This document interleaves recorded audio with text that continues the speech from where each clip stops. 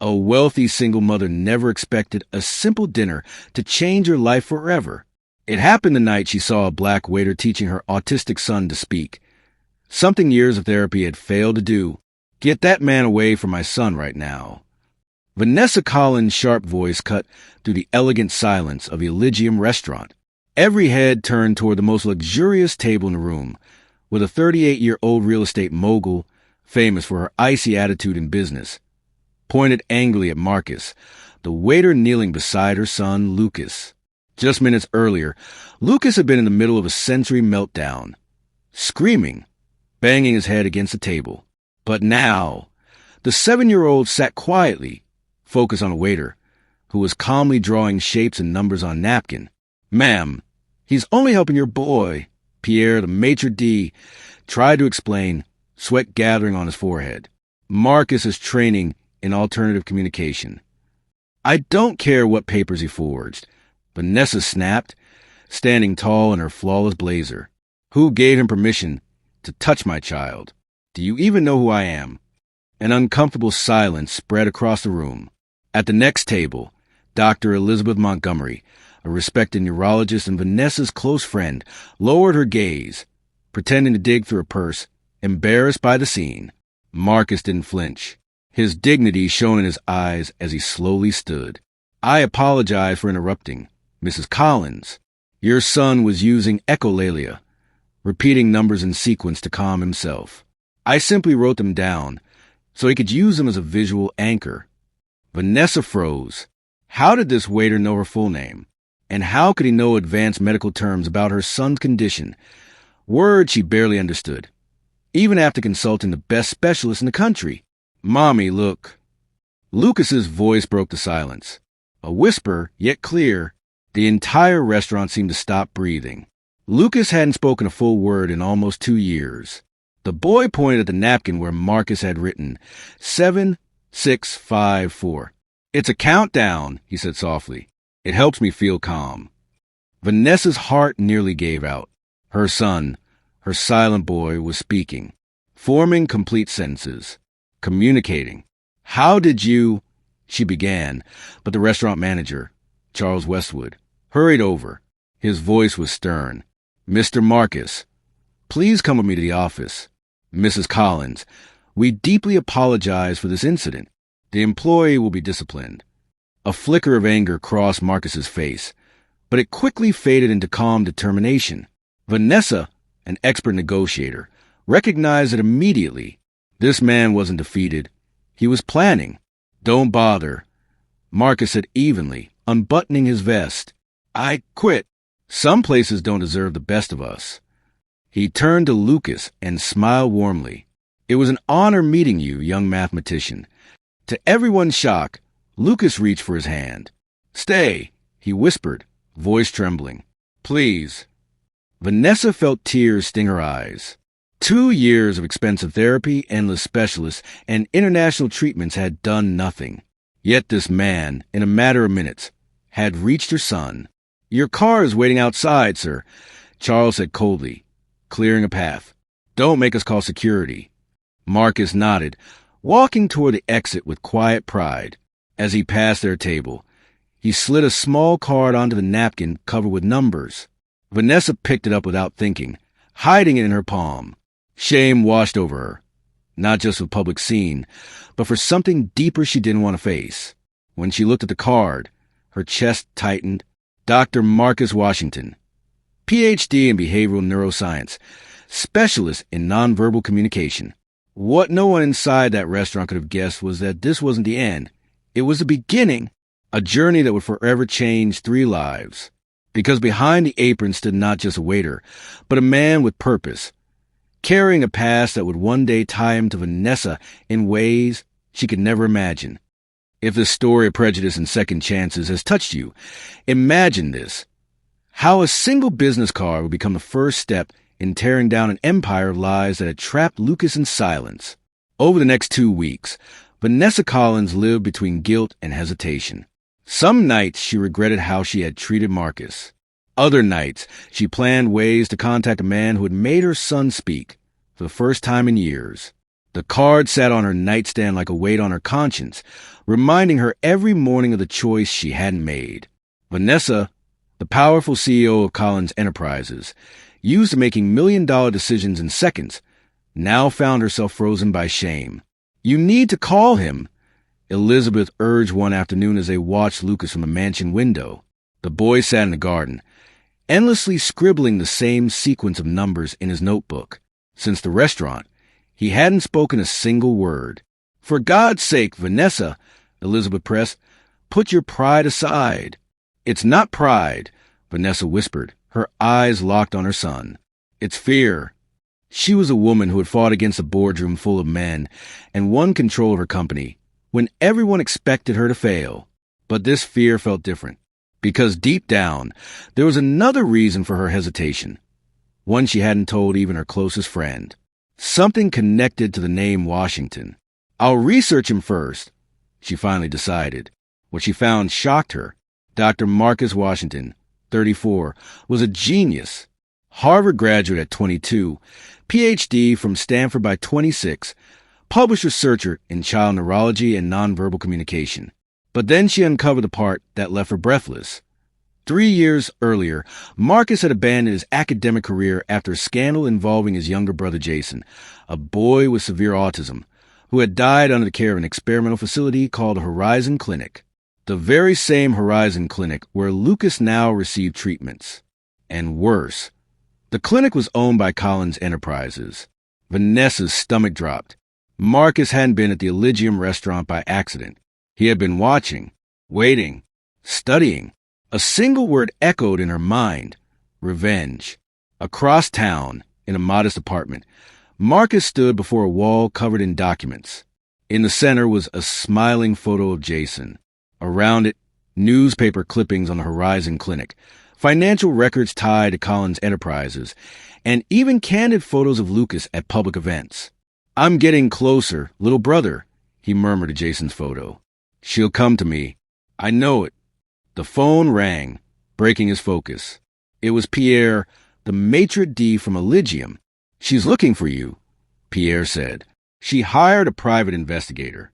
She's desperate." Lucas had stopped talking again. Marcus closed his eyes. Part of him wanted to feel satisfaction at Vanessa's suffering, the woman whose company's greed had cost his brother's life. But another part, the scientist, the caregiver, the brother who had once protected Jason, felt only sorrow for the little boy locked again in silence. "What are you going to do?" Pierre asked nervously. "What I've always planned," Marcus said firmly, his gaze fixed on a folder marked Operation Truth, "but not the way I imagined." 3 days later, at a quiet cafe far from the public eye, Vanessa sat waiting. She had arrived early, without her bodyguards, without her driver. Things she never did. She wanted this meeting on neutral ground. Marcus arrived on time, dressed simply in jeans and a blue shirt, nothing like the brilliant scholar she read about in the dossier.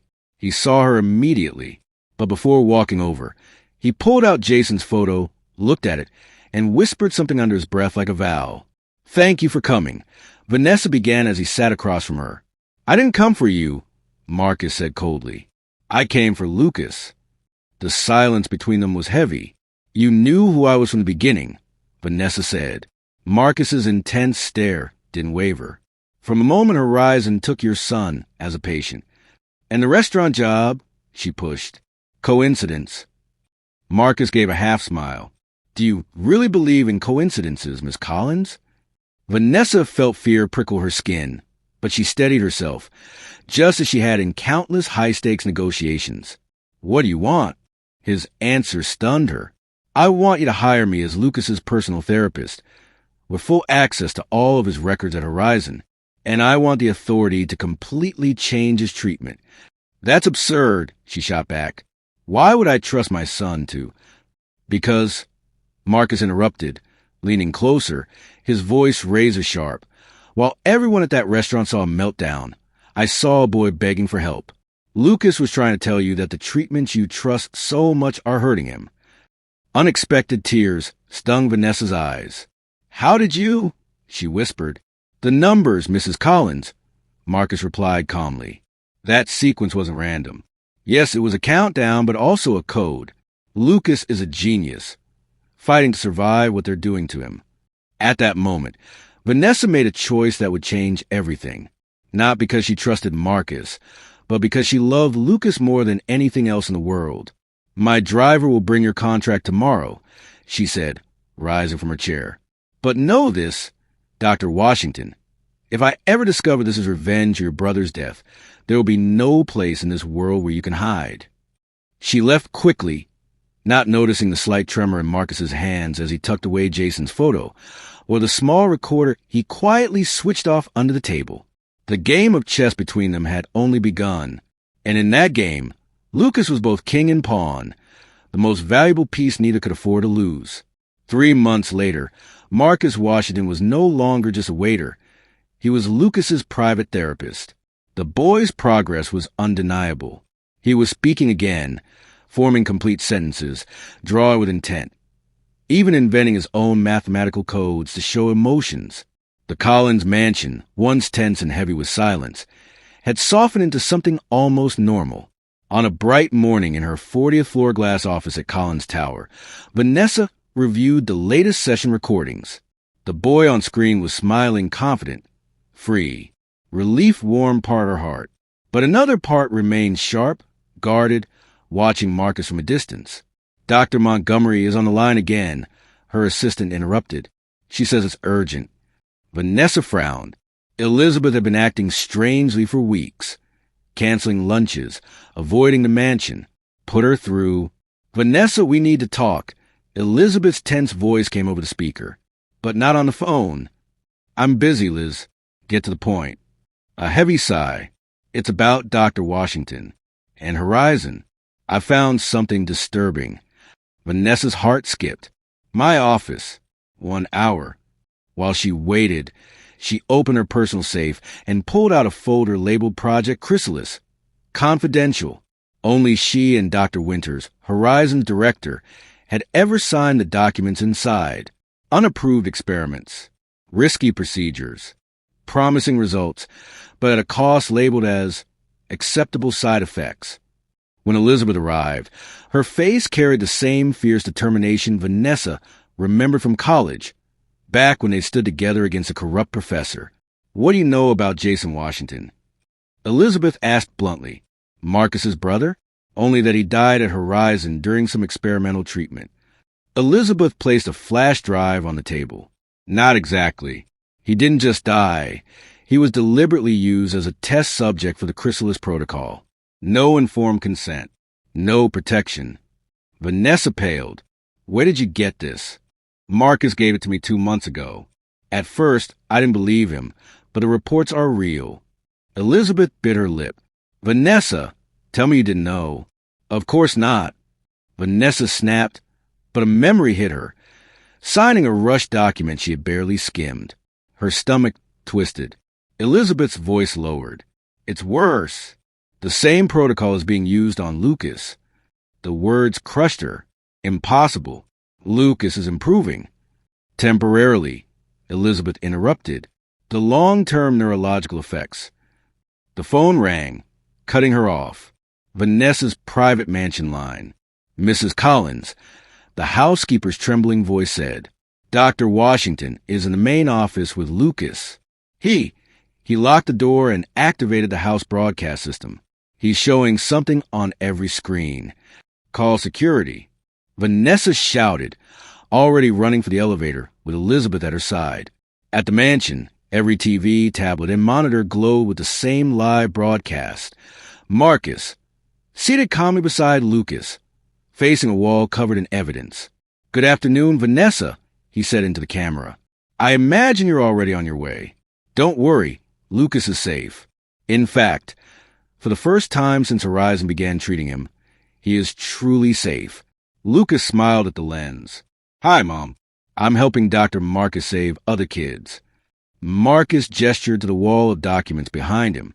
What you see is the truth about Project Chrysalis, an experimental program using nanoparticles to rewire neurodivergent brains. It promised a cure for autism, but caused permanent brain damage. The camera zoomed in on a photo of a boy with Marcus's eyes. This is Jason, my brother, diagnosed at 4, enrolled in Chrysalis without our full consent, dead at 12 from neurological collapse. The broadcast shifted to Horizon's own footage. Children in seizures, doctors rushing with sedatives, board meetings dismissing risks. What you didn't know, Vanessa, Marcus continued, is that while I was working with Lucas, I was also undoing the damage Chrysalis caused. His progress wasn't a miracle. It was recovery because I secretly stopped the protocol. By the time Vanessa's limousine reached the mansion, a crowd had gathered, journalists' cameras, families holding photos of their children. Security couldn't force entry. The office doors were locked from inside. On every screen, Marcus kept speaking. Today, I am not just exposing the truth. I am presenting the solution. The camera showed Lucas calmly demonstrating exercises, using custom programs on tablets. I have developed a reversal protocol that can reduce the damage caused by Chrysalis. All the data is being shared right now with medical boards, health departments, and every family affected. Vanessa finally burst into the office. Marcus and Lucas sat exactly as on the broadcast, which still played on every screen. "You," she began, but froze when Lucas stepped in front of Marcus protectively. "No, Mom," he said firmly. "Dr. Marcus saved me. He saved my brain." Marcus rose, his presence calm but commanding. "You have two choices, Vanessa. First, you can deny everything, sue me, and try to silence the truth with your power." The evidence had already been sent to the Washington Post, the New York Times, and to federal prosecutors. Marcus paused, watching Vanessa's crushed expression. "You have two choices," he said calmly. "First, deny everything and let the world destroy you. Second, admit your mistakes, take responsibility, and use your money and influence to fix the damage. Fund proper treatments for every child who was hurt. Turn Horizon into an honest research center. Become the person you once wanted to be before you lost yourself in greed." Elizabeth entered quietly and stood beside Marcus. Vanessa's face showed deep betrayal. "You too, Liz," she whispered. Elizabeth lowered her voice. "I've always been on the side of what's right. How can you say that when you knew me in college?" Vanessa asked bitterly. Lucas slowly walked toward his mother, gently touching her hand. "Dr. Marcus says you didn't know everything. Bad people hid things from you." Vanessa's knees gave way, and she sank into a chair. The empire she had built was falling apart before her eyes. On the screens, Jason's smiling face appeared again and again, switching with documents carrying her own signature, approvals she barely remembered. "It's too late," she whispered. Marcus turned off the cameras with a quiet click. "It's never too late to do the right thing," he said firmly. "I spent 3 years planning to destroy you, but when I met Lucas, I realized revenge couldn't bring back my brother. The truth, though, it could save children." He reached out his hand, not as an enemy, but as an ally. The office was heavy with silence. Painful truths filled the air. Outside, reporters gathered at the gates, and phones rang nonstop. The mansion that once symbolized power now felt as fragile as a house of cards. And one question lingered. Can a person rebuild themselves after being broken by their own mistakes? 3 years later, at the new headquarters of the Chrysalis Reborn Foundation, Vanessa Collins stood by a window, watching neurodivergent children laugh and play in the courtyard. Lucas, now 10 years old, patiently explained a math code to 2 boys. "He's really good with words now," Marcus said, walking over with 2 coffees. He was no longer a waiter. Dr. Marcus Washington was now the Foundation's scientific director, finally using his title for its true purpose. "Who would have thought we'd be here today?" Vanessa said, taking the cup with a faint smile. The cold and calculating woman she once was had vanished. In her place stood a leader with a different kind of strength, one shaped by purpose, not power. That day, 3 years earlier, Vanessa could have taken the easy way out.